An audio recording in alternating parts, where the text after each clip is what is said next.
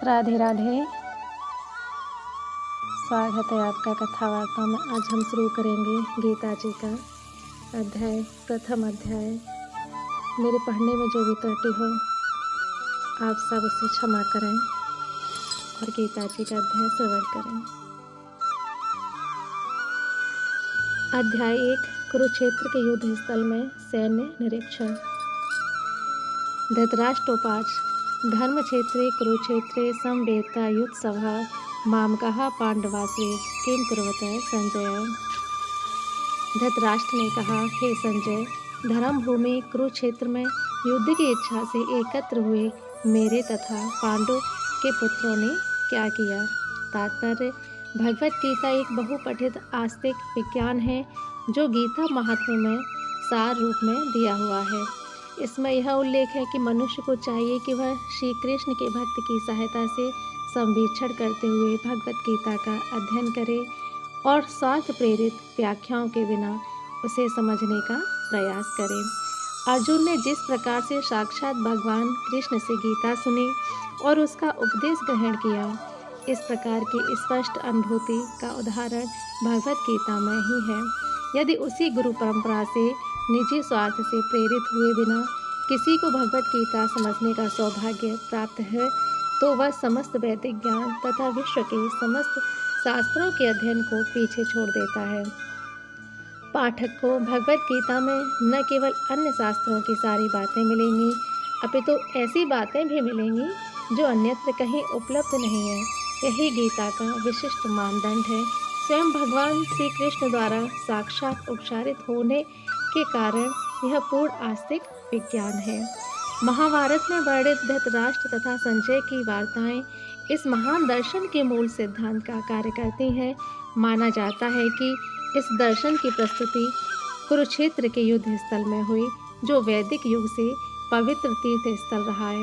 इसका प्रवचन भगवान द्वारा मानव जाति के पथ प्रदर्शन हेतु तब किया गया जब वे इस लोक में स्वयं उपस्थित थे।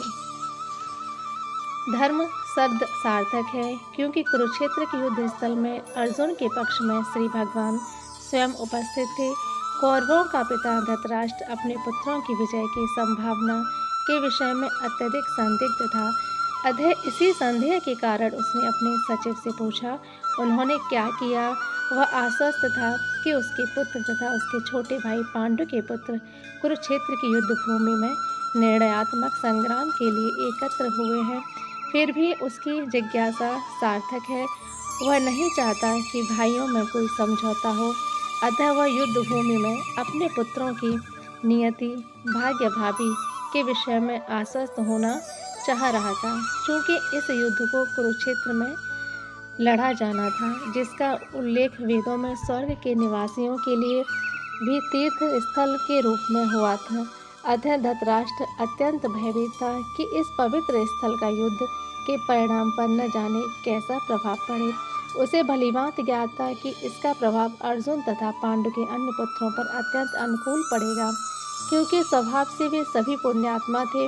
संजय श्री व्यास का शिष्य था, अतः उनकी कृपा से संजय धृतराष्ट्र के कक्ष में बैठे बैठे कुरुक्षेत्र के युद्ध स्थल का दर्शन कर सकता था। इसलिए धृतराष्ट्र ने उससे युद्ध स्थल की स्थिति के विषय में पूछा। पांडव तथा धृतराष्ट्र के पुत्र दोनों ही एक वंश से संबंधित हैं, किंतु यहाँ पर धृतराष्ट्र के वाक्य में उसके मनोभाव प्रकट होते हैं। उसने जानबूझकर अपने पुत्रों को कुरु कहा और पांडवों के पुत्रों को वंश के उत्तराधिकार से विलग कर दिया।